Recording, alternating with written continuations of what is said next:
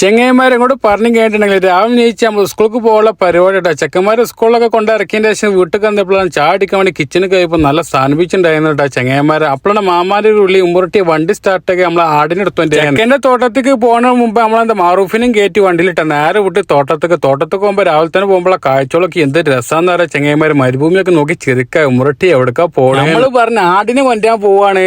അങ്ങനോട് പറഞ്ഞു കേട്ടിട്ടുണ്ടെങ്കിൽ തോട്ടത്തേക്ക് എത്തിയപ്പോഴാണ് നമ്മള് ബായ ആടിനെ അറുത്ത് കഴിഞ്ഞ് കേട്ടോ. പരിപാടികളൊക്കെ കഴിഞ്ഞ് രണ്ട് ആട് നമ്മള് ജുമാക്കുള്ള പരിപാടിക്കുള്ള ആടാട്ട ചെങ്ങന്മാർ. അതിനിടയിലാണ് അവന്റെ റൂമിൽ പോയേക്കുമ്പോ ചെങ്ങന്മാർ എന്താ ഡെക്കറേഷൻ വരച്ചിരിക്കുന്നത് പറഞ്ഞു. ഫ്രീ ടൈം ആകുമ്പോൾ അങ്ങനെ വരച്ചിരിക്കലാണെന്ന്. അങ്ങനെ പറഞ്ഞെങ്കിൽ അവർ തോട്ടത്തിൽ പോയപ്പോ മുയലുണ്ട്, അതേപോലെ നായ്ക്കുട്ടികളൊക്കെ ഉണ്ട്. എന്ത് രസം കാണാനും മക്കളെ. അടിപൊളി വൈബിട്ട് അവിടെ. അങ്ങനെ ബാവിനോട് സുഖവിവരങ്ങളൊക്കെ ചോദിച്ചറിഞ്ഞതിന് ശേഷം വീട്ടിൽ പോകുമ്പോഴാണ് നമ്മളെ മാറൂഫ് പറഞ്ഞത് നെക്സ്റ്റ് ഡേ പോയി കഴിഞ്ഞിട്ടുണ്ടെങ്കിൽ 5 റുപ്യക്ക് മുട്ടക്കാരും അതേപോലെ പൊറാട്ടും കിട്ടും, അതേപോലെ പുട്ടും കടലക്കറിയൊക്കെ കിട്ടും. ചെറിയ പൈസ ഉള്ളൂ, 5 റുപ്യനുള്ളിലേ വരുള്ളൂ.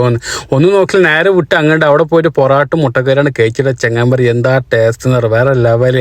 അത് കഴിഞ്ഞ് വീട്ടിലേക്ക് എത്തി ആടിനൊക്കെ ഇറക്കിയിരിക്കുമ്പോഴാണ് മാമ വിളിച്ച് പറഞ്ഞു ഉമ്മറട്ടി വണ്ടി സ്റ്റാർട്ടൊക്കെ പച്ചക്കറി വാങ്ങി കൊണ്ടാണ്ട് നേരെ വിട്ട് പച്ചക്കറി കടയൊക്കെ ഇട്ട ചെങ്ങന്മാരെ.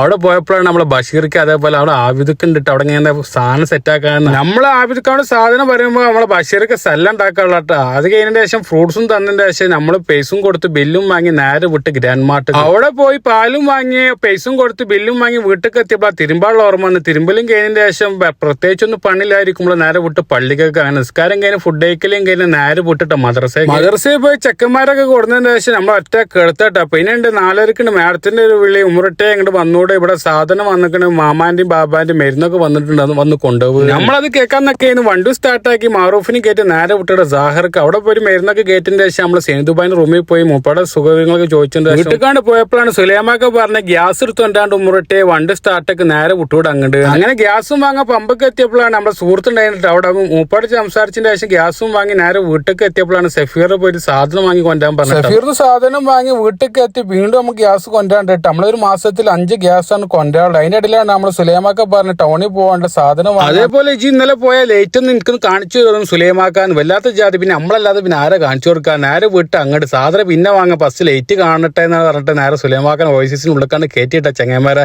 നിങ്ങൾ ഇങ്ങോട്ട് വരുമ്പോൾ നിങ്ങൾ മ്യൂസിയത്തിൽ ലൊക്കേഷൻ അടിച്ചിട്ട് മ്യൂസിയത്തിന്റെ പാർക്കിൽ നിർത്തിയതിന് ശേഷം നേരെ ഓഫീസിനുള്ളിൽ കയറിയാൽ മതി. അപ്പോൾ പെട്ടെന്ന് പരിപാടി കഴിയും, പെട്ടെന്ന് കാണാനും പറ്റും ചെങ്ങന്മാരെ. പിന്നെ അതേപോലെ ഹൗസ് ഡ്രൈവർമാരൊക്കെ നമ്മൾ വീട്ടിലുള്ള ആൾക്കാരെ പെട്ടെന്ന് നമ്മൾ സ്ഥലങ്ങളൊക്കെ കാണിക്കാനൊക്കെ കൊണ്ടുപോവുക. നമ്മളല്ലാതെ പിന്നെ ആര് കൊണ്ടുപോകാനാ. അത് കഴിഞ്ഞതിന് ശേഷം അവിടെ നിന്ന് ഇറങ്ങിയ ശേഷം നേരെ ചിക്കൻ വാങ്ങിയതിന് ശേഷം പച്ചക്കറി വാങ്ങാണ്ടായിരുന്നു. പച്ചക്കറി വാങ്ങിയതിന് ശേഷം നേരെ വീട്ടിക്കാണ്ട് വിട്ട്. അപ്പോൾ അത്രയുള്ള വീഡിയോ അടുത്ത പണി കാത്തുക. Okay, by.